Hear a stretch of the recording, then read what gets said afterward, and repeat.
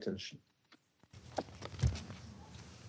I thank Mr. Alakbarov for his briefing. I now give the floor to those council members who wish to make statements. I give the floor to the representative of France. Merci, Monsieur le Président. Thank you, Mr. President. France condemned in the strongest terms the horrific anti-Semitic terrorist attack that has affected Australia. Nothing can justify such violence, and we have presented our condolences to the victims, to their families, and to the Australian people. Mr. President, grateful to the Deputy Special Coordinator, Mr. Ramiz Alakbarov, for his briefing. A month ago, the Council adopted Resolution 2803, aimed at implementing the peace plan for Gaza presented by President Trump. This resolution endorsed the progress obtained over the past few months, and in particular supporting the efforts of the U.S., Egypt, Qatar, and Turkey. The ceasefire, the release of hostages, and resumption still insufficient of humanitarian assistance. This is a first step which must be fully consolidated. The ceasefire must be fully respected by the parties, and the massive delivery of humanitarian aid must be ensured throughout Gaza by the United Nations and their partners. The last body of a hostage must be returned. It's also urgent to allow for the deployment of the International Stabilization Force, the disarmament of Hamas, and withdrawal of Israeli forces.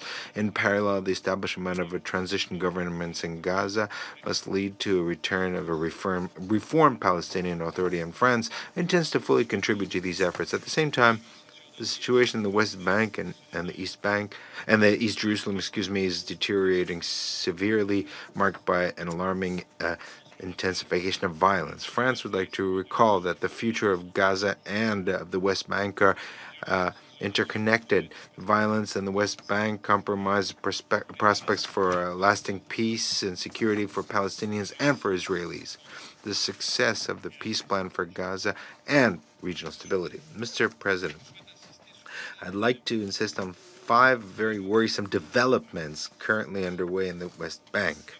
First of all, Israeli military operations are intensifying, with the launch of a major operation in the north, leading to the forced displacement of populations, in particular in refugee camps, and violations of human rights. The summary execution of 2 unarmed Palestinians by Israeli border guards in Jenin is a tragic illustration of this violence. This incident must be fully investigated. Secondly, a massive increase of violence by settlers against Palestinian civilians has sowed terror and compromised the stability of the West Bank, as well as prospects for global comprehensive peace and security. France calls Israel to protect the Palestinian population and to punish the perpetrators of the violence.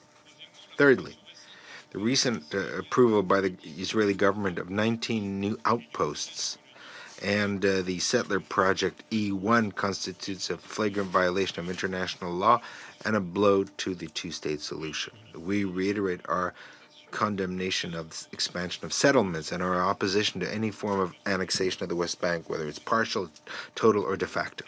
Fourthly, the persistent threats against the work of UNRWA are unacceptable, in particular the raid of its facilities in East Jerusalem in violation of the status of UN facilities. Any additional hindrance to the action of UNRWA, which plays a central role for the Palestinian population, would go against the advisory opinion of the International Court of Justice of the 22nd of October of 2025. We call on Israel to lift all obstacles to humanitarian aid and to cooperate with UN agencies.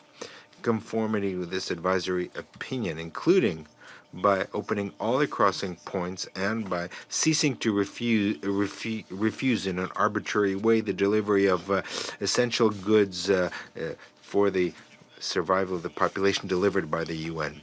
Fifthly, the persistent refusal by the Israeli government to restore to the Palestinian Authority its tax receipts and renew the system of banking corresponding banks is unjustifiable. The weakening of the Palestinian Authority compromises its ability to implement reforms and assume its responsibilities in Gaza as anticipated by Resolution 2803. Its financial collapse would be a serious threat to regional stability and to the security of Israel. Mr. President, to conclude, France reaffirms its commitment to the two-state solution with a state of Palestine living in peace and security side by side with Israel. This is the only credible horizon for peace and security for everyone in the region in conformity with the New York Declaration adopted in September by a very broad majority in the General Assembly. Thank you. I thank the representative of France for the statement, and I give the floor to the representative of Algeria. Thank you, Mr. President. I would like to thank Deputy Special Coordinator Al-Akbarov for his briefing on the implementation of Resolution 2334.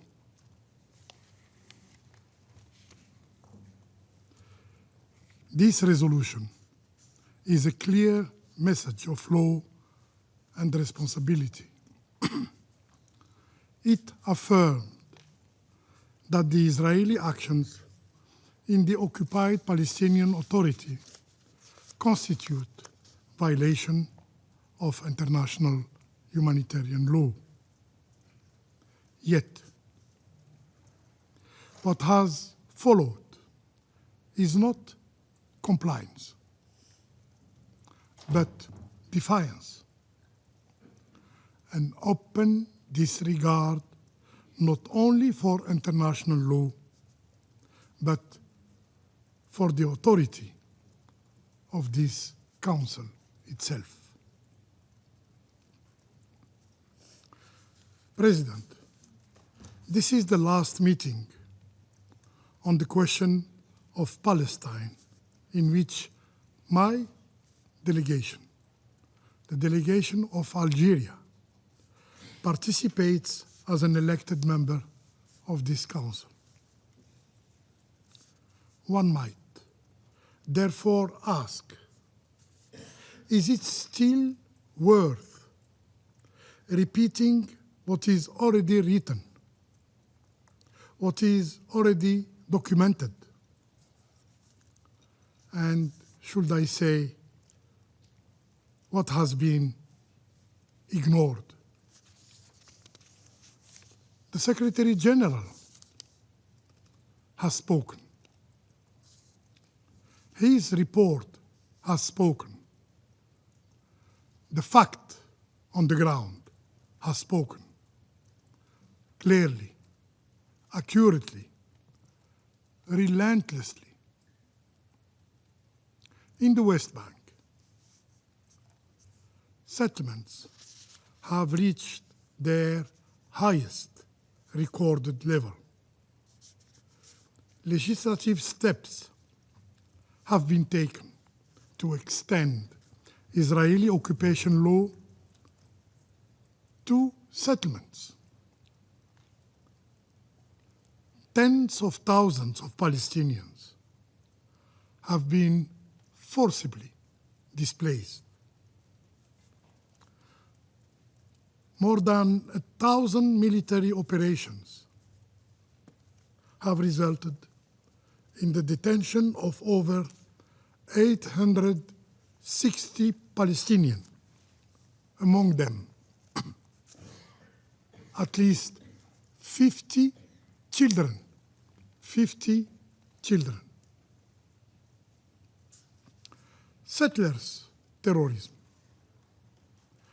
has become a daily occurrence, averaging 5 incidents a day throughout this year.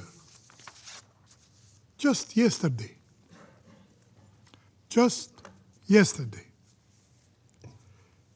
Israeli forces demolished 2 more buildings in Ramallah and in East Jerusalem. Thus, more than 1,000 demolitions have been carried out since October 2023.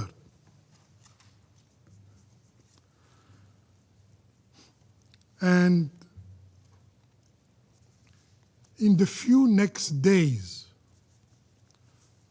100 homes, Palestinian homes, are planned to be demolished.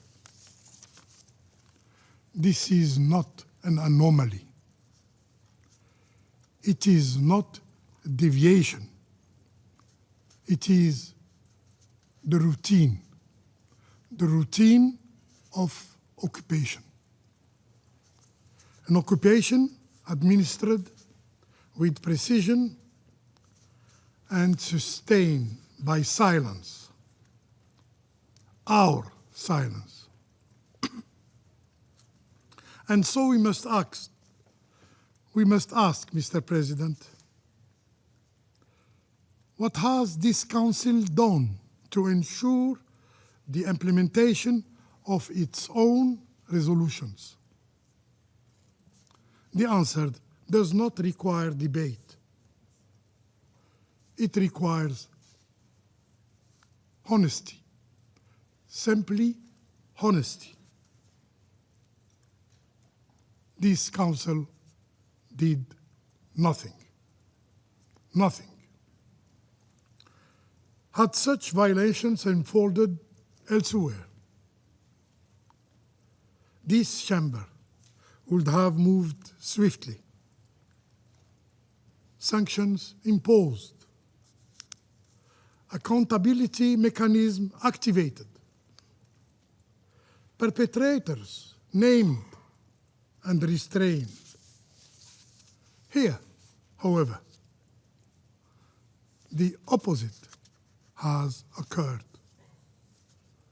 Protection, yes, protection instead of pressure. Reward instead of restraint. It is not this climate of immunity, of impunity, that has emboldened the Israeli occupying authorities to assault. Just last week, the headquarters of UNRWA, an act Algeria condemns strongly. UN premises are inviolable under international law. This is not a subject of interpretation. It is an obligation. Mr. President, I had also intended to speak of Gaza. But Gaza no longer needs description. Gaza needs protection. Despite the ceasefire endorsed by Resolution 2803, catastrophe persists. As we have seen in Lebanon and Syria, Israeli occupying forces continue to act, continue to bomb, as though ceasefire arrangement